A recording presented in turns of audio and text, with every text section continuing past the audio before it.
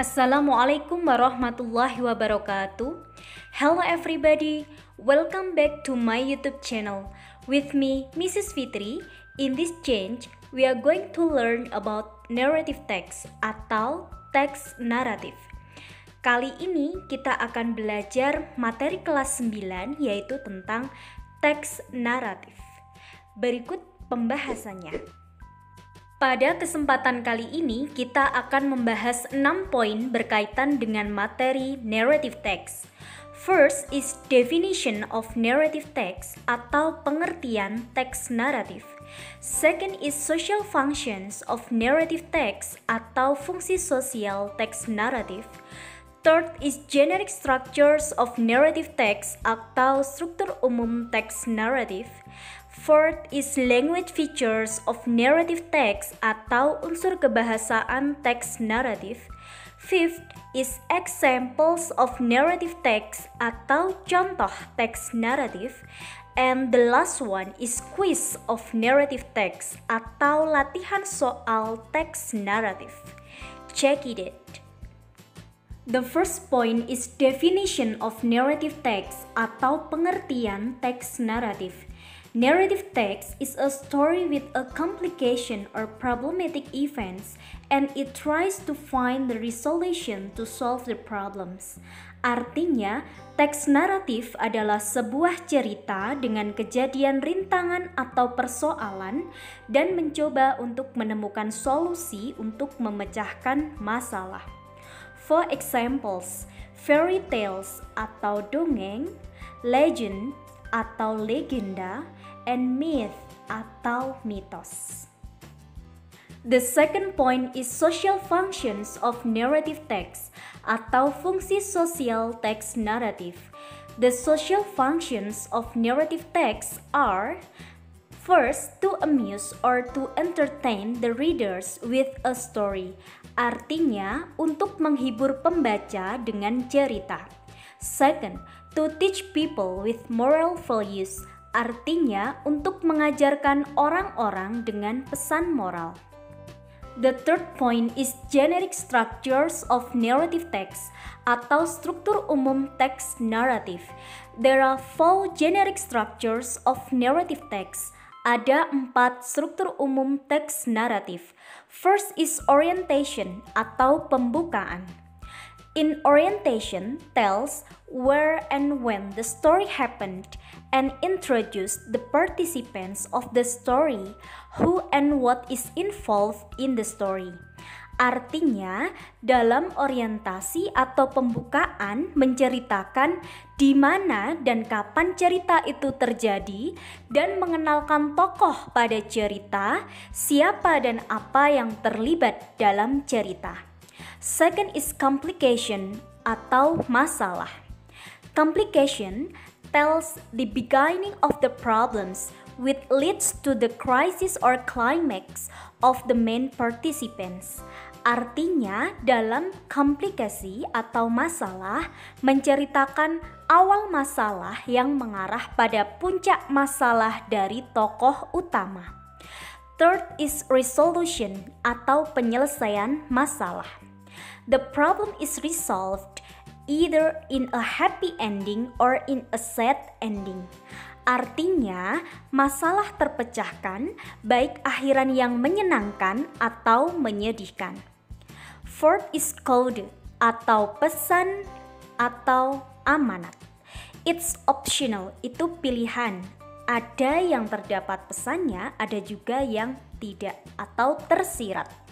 It consists of a moral lesson, advice, or teaching from the writer.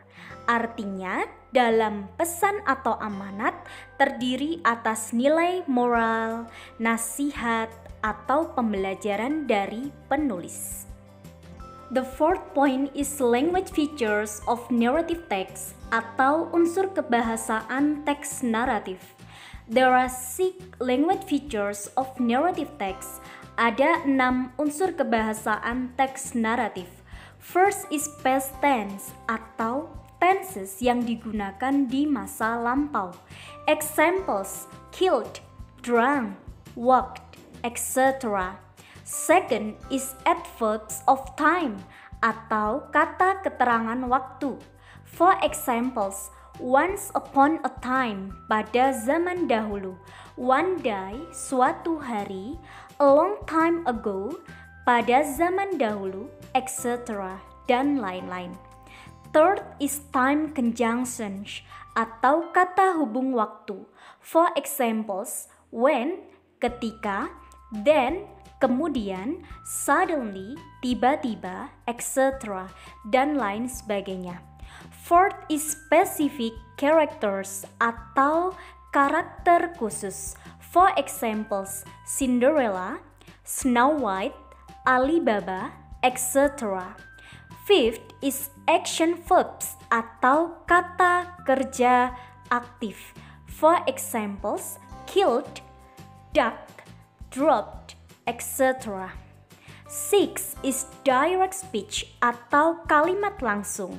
For examples, Snow White said, "My name is Snow White." Artinya, Snow White mengatakan, "Nama saya adalah Snow White." Biasanya dalam direct speech atau kalimat langsung ditandai dengan tanda petik. Kemudian setelah tanda petik diikuti dengan kata kerja bentuk present tense atau waktu sekarang. Paham ya anak-anak? The fifth point is examples of narrative text atau contoh teks naratif. Berikut ini contoh teks naratif dengan judul The Ant and the Dove atau Semut dan Merpati. One hot day, an ant was seeking for some water.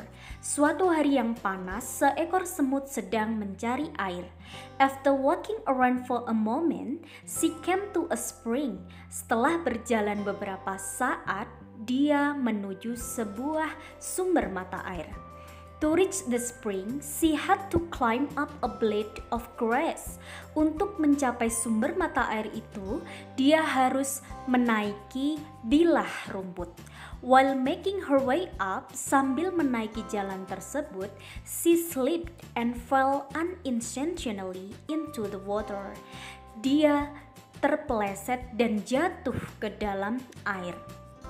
Paragraf tersebut termasuk orientation atau pembukaan.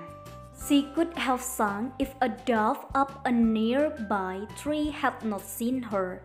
Dia mungkin telah tenggelam jika seekor merpati di dekat pohon tidak melihatnya. Seeing that the ant was in trouble, the dove quickly put off a leaf from a tree and dropped it immediately into the water near the struggling ant.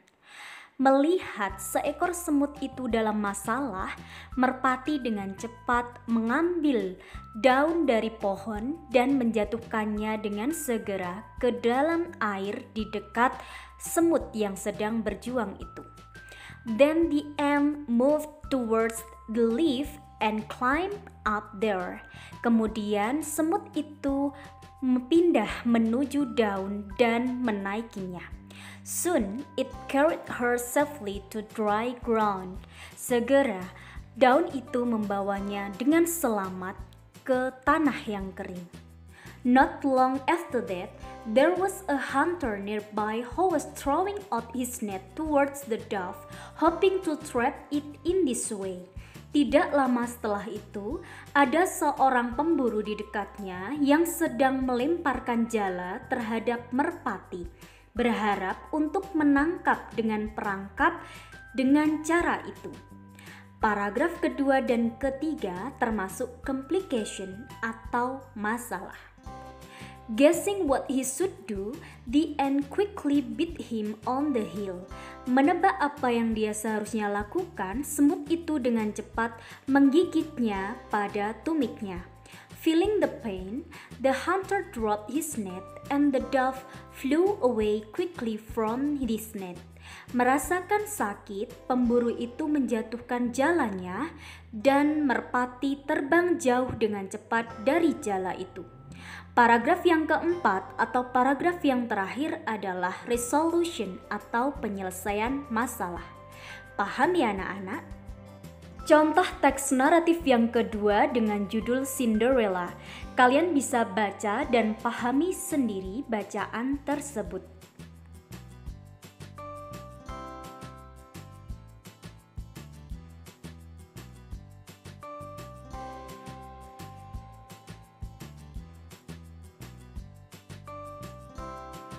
The 6th point is quiz of narrative text atau latihan soal teks naratif. Please read the text above, then answer the questions carefully. Bacalah teks di atas, kemudian jawab pertanyaan dengan hati-hati. Selamat mengerjakan, good luck for you.